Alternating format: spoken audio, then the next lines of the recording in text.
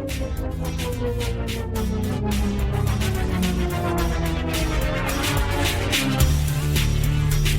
and welcome to Hardy Party 5.5. It's a magical day. It sure is, especially for you, Rebecca. That's right. We are talking all things Disney today because we have a trip coming up in about 10 days. We do.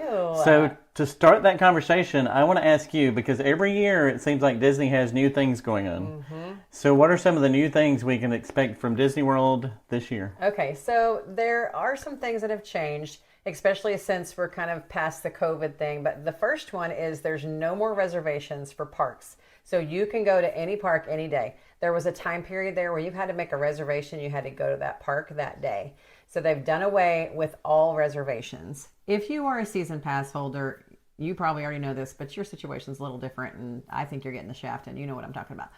But hold on, what does that mean? Well, they still have to make park reservations. They do? If you are yes, they do. It is okay. I didn't know that. Crazy. Yeah, I know, it's so weird. Yeah. Anyhow, the other thing that has changed is the park hopping situation. Remember, the last time we went, you had to park hop. You couldn't leave until 2 o'clock to go to the next park. Now you can go whenever you want, which is great because, like, for our upcoming trip, we're going to go to Animal Kingdom. We have literally like 2 rides we want to ride there and 1 snack we want to eat there, and we're moving on. We don't need to be there till 2 o'clock. So it's the perfect situation for us. And the last thing that has changed is finally Disney's bringing the dining plan back. You can get the table service meal, or you can get a sit down meal if you want to do that. Like, one's a little more expensive, but they took those away for a while. That was a godsend when our kids were younger because, I mean, we had 3 boys. So it was so nice to just have that in the package, paid off. We didn't have to think about it. It was taken care of. Now, we actually, the 2 of us, won't use the dining plan because it's kind of, we want to snack a little more on this upcoming trip, try some different snacks. We'll talk about that in a little bit. But for the most part, we share food and stuff like that. It doesn't make sense for just like the 2 of us to do that. Okay. So well, that's good stuff. Yeah. I have a question about Disney, the Genie Plus. Okay. That's pretty controversial. Is that still around? Are they? I thought I heard they were getting rid of it, but now you told me the other day that it's still in place. Yeah, so they're not getting rid of it. They're not getting rid of it, and you just have to learn how to work Genie Plus to make it work to your advantage. It can work to your advantage. And it should, for as much as you have to pay to add it onto your ticket. It should work for you, and you just have to know how to play the game. There are 1,000 videos out there on how to work Genie Plus, and I suggest you watch them. And it changes kind of frequently. It's one thing I wanted to talk about is the things that you can do in the park change as far as what virtual queues you can get in, what lightning lanes you can get in. Those are different things. And the app is going to tell you all these things, and it changes on the regular when a new ride opens up and other ones get less popular. So even from time to time that we go, I have to do my research again.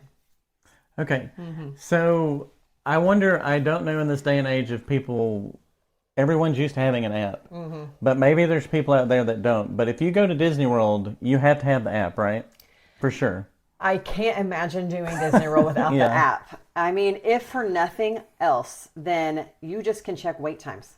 You don't want to walk all the way across the park to ride Tower of Terror only to find a 100,000-minute wait time when you get there. Yeah. And you've walked all the way over to that corner of the park and now you have no reason to be there. I just can't imagine why you would not get the app, even just for that. It does so many more things. You can mobile order food on it. You can get into your hotel room with it. There's so many more things that it does. You can mobile pay when you checking out. We've done that before when you're going to buy some souvenirs and you don't want to stand in the line. You just pay and then you go around all those people and show your receipt and walk out. It's really very useful. Okay, do you know what I use the app for? I'm very childlike. We have a trip coming up, so I just open it up and go to each park and I review what all the attractions are. Mm-hmm. I'll even look at the wait times just to get excited about our trip. Yeah. So for me, it's just like entertainment. Yeah. It's we got a trip coming up. I just want to look at it. Yeah, it's funny. I use it to book our dining reservation, everything. We use it for all the things. Okay. Mm-hmm. So make sure you have the app, download it. It gets all your information in there, and it's like a one-stop shop for everything Disney. Yeah. Okay, speaking of booking, I know that you're a Disney planner. Mm-hmm. So as a Disney planner, and I know you've started getting busy planning some trips lately, and even people will call you when they're there and like help me.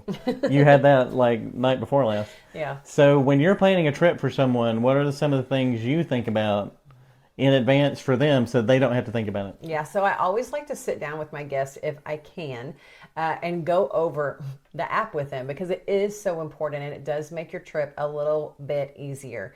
So that's one big thing. I just tell people, educate yourself. You have spent so much money on this trip and you just want to go and sleep in and go home early. And I mean, no, you don't want to do that. You have spent so much money to go on this trip. You want it to be everything you dreamed it would be. And to do that, you've got to put in a little bit of work. I mean, you've got to study the app, look at what you can do. I always want to sit down with my clients and go over, hey, here's where you're going to find this, here's where you're going to find that. And I even, this is a little extreme, but I have done it. I have gotten my client's location before so I could see where they are in the park.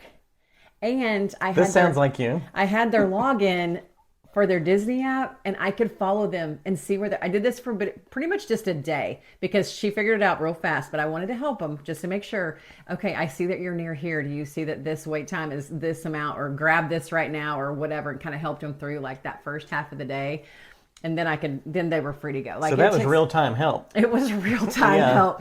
And I think that they really appreciated it, but it does take, I mean, it's overwhelming. Part of the thing is when you're looking at the app, it does seem overwhelming. And part of that is you just have to get in the park and do it. And then by 11 o'clock, you're like figuring out that you can run it pretty smooth. Okay. Yeah. Just from something you just said, you may have scared some families out there with young kids. When you said don't rest, don't take a day off. When you have, I know that's our MO. That's what we do. Especially when we had kids, not so much now, but we'll talk about that in a minute. Okay, if you're doing a trip for a family that you know has smaller kids, do you think about working in some nap time for them, or you just want to exhaust them and they just pass out on the way in the bus back? Or what do you do for a family that has little kids? My nap time for your children is not my problem. But I will tell you this, that one thing that is very helpful is I usually say no matter what age your kid is, within reason, if they can fit in a stroller, get a stroller. Because if for nothing else, then you've got a 6-year-old or a 7-year-old that is fine to walk all day. You know that they could easily do that, but it just kind of saves you a little bit. Like the more that you can let them not walk, or if they want to take a nap in the stroller or whatever, then it just allows for that. I mean, who wouldn't want a stroller if you're going to be walking for 12 hours I want an a adult day? stroller. I know. I'll try to get you one this time. Ooh, That's maybe. called a wheelchair. Well, do they have a Mickey like scooter? Probably. Oh, Yeah, we gotta look they into probably that. do, yeah. Well, the problem with us is Jake would never fit in a scooter from It was hard. young age to old age. It was hard, but I do think that you.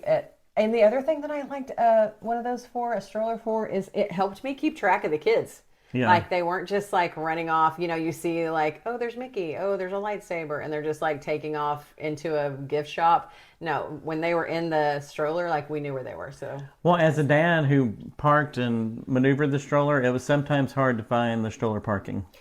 Yeah, to find the stroller parking, or to find the stroller after you parked Well, it. finding the parking to go into like one of the musicals or something, and also finding it when there's 1,000 other strollers. So another point of that is if you do rent a Disney stroller, and I highly recommend you rent a Disney stroller, do not try to take yours. You can leave them at the park, walk out, get on the bus, go back. You don't have to fold it up or anything or take it with you. I would always rent a stroller.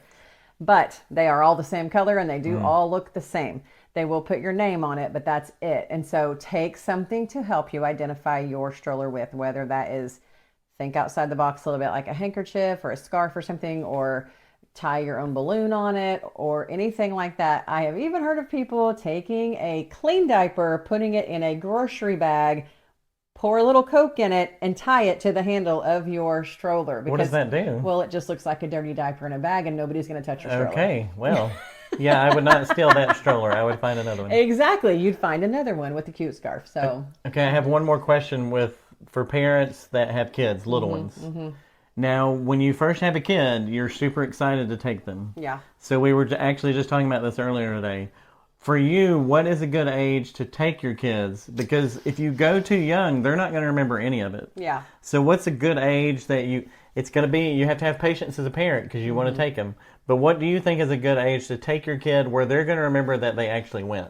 Like you're spending a lot of money and you want them to remember something. Well, yes, kind of, but also Yeah. I think it'd be fun to watch my kid light up no matter what age they are. Yeah, okay. Like I could be in the moment with them and be like, "You're 2 years old. You're never going to remember this, but gosh, that was really fun watching you see Minnie Mouse for the first time." So I think you have to know your kid and and know if they're a good traveler, if they're going to be good with a kind of a mixed up schedule, and see how that works. But for me, I don't know. I don't know if too young. I mean, probably if they couldn't ride anything, I would be like an infant, or whatever. Like I would say that might be a little challenging. But if they can get on a ride, I would take them. Okay. I'm down with that. I know. I hear you. Mm-hmm. Okay. So we have a trip coming up. And we've talked about, we talked about, you take a family and you're trying to hit everything in the park. You're exhausted. You've been there from 7 a.m. till midnight because, like we've done, if you've taken your kids or if you've taken someone new that's never been, you want to hit everything. I hit everything. But we are at the stage of life, which is kind of nice, that we don't have kids with us every time. Mm-hmm. Like we did go to Disneyland in December with kids. But our kids are in their 20s, yeah, so that's a little different. Yeah, no strollers, no dirty diapers, so it's kind of nice. So now we did it a couple years ago at Epcot where we just spent 2 days at Epcot. My least favorite park, but I loved it. So it was so nice to be able to concentrate on that park, ride what we wanted to that day, and then just go, we're done, let's go eat, know. Yeah. And then there was also all the food and stuff that we really didn't try before because we were too busy trying to hit rides. So tell us about our trip coming up and how that's so much different now. That we can, because this time we're focusing on Hollywood Studios. Yeah. And then we are going to go hit some of the other parks to do some of the new rides. Right. Yeah, I mean, I think it's so nice to be in this place where we've done pretty much every ride in every park. I mean, I can't think of much we haven't done. So we don't go with the intent that we have to ride every single thing. In fact, you have a list and you like to look on the app of things you want to ride. I have a list of snacks I want to try. Yes, you do. Yeah, I do. And I mean, there's going to be one day that we've just been going to eat a bunch of snacks. I'm telling you right now, but I want to try them all. And so Disney does have, again, tons of videos out there from influencers that are like best snacks at Magic Kingdom, best snacks at Epcot, worst snacks here, worst snacks there, best, bang for your buck, like the whole thing. You can find anything you want out there. And that's one thing I'm looking forward to is us just being able to try different snacks and ride the couple of things we want to ride and then hop out of that park. It's just a whole lot different when it's just the two of us and we don't feel like we're entertaining other people. Well, and also, like at Epcot, we could go do, we did the drawing thing where you draw one of the characters. And this time we were going to try... That was at Animal Kingdom. That was Animal Kingdom? Yeah. Okay, well, you know what I mean. But we were able to do, some things that weren't necessarily rides. When Experiences.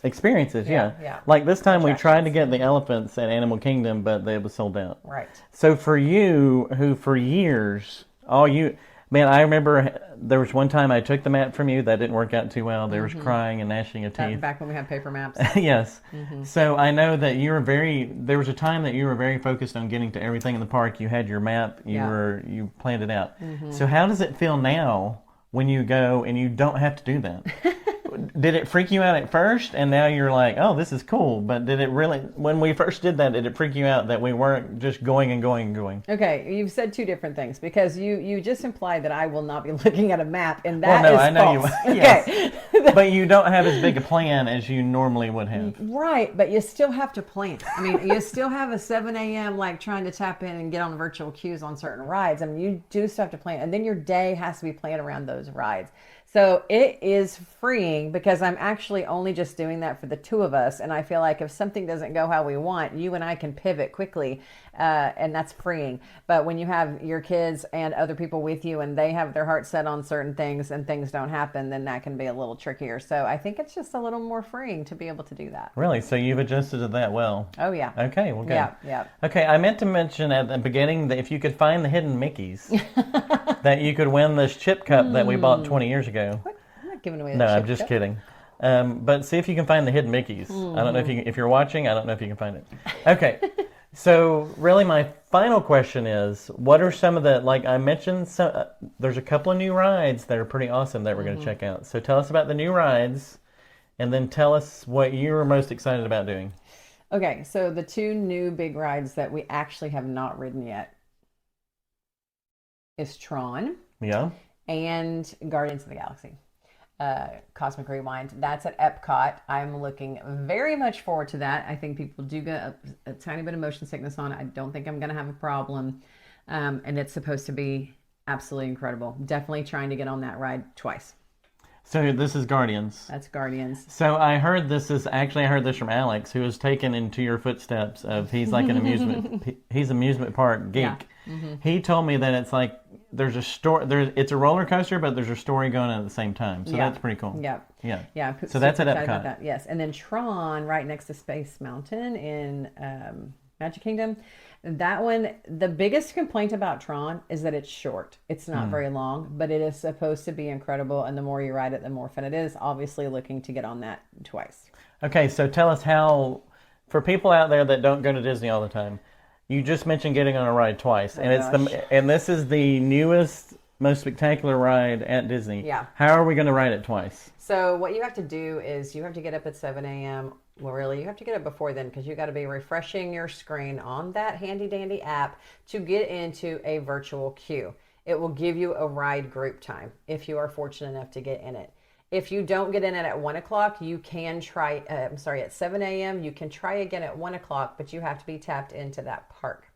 You don't have to be in the park, you just have to be tapped into the park. But you can then try again at 1 o'clock. I recommend you start trying at 2 minutes to refresh. And then you can also purchase a ride. I know you've just spent $1 bajillion in your right arm and your left kidney to go, but you still can purchase a ride. Now, when all of us are going, oh my gosh, it can be a couple $100 for us to like ride. So how much is purchasing one ride? They're different. Depending on it? They're different. Yeah. They kind of change, but around $20. Okay. Just around $20. And so we will definitely purchase a ride and get in the virtual queue Okay. for both of those. There is for those two rides, there is no standby line. You cannot walk in the park and go get in line and ride these rides. Okay. You have to get on by one of these two ways. It's the only way Okay, you do so you couldn't ride it. You couldn't do the app, get in on the virtual queue, then get right back in line. No, there's no line. Okay, there you go. There's no line for you. Well, that's good to know because I would have been getting back in line and security would have been called and it would have been bad. Yeah. And it's also fun for the family. I remember a couple years ago when we went, we were trying to get on Rise of Resistance, and everybody in our room, we had 2 hotel rooms, and we're trying to get on the app. And when we did, it was the greatest celebration ever. Yes, we celebrated in the room at 7 a.m. We did. That's right. Okay. I need to make one thing clear really quickly Yeah. before we go. If you ever get apprehended by security in Disney, you'll have to be there till park closes, and I will come find you then. But I will stay in the park. Okay, thanks. I appreciate that. I'm glad you're coming back to get me. Yeah, well, I just wanted you to know. Okay, thank you. Expectations. So for our trip coming up in 10 days, people, this is exciting.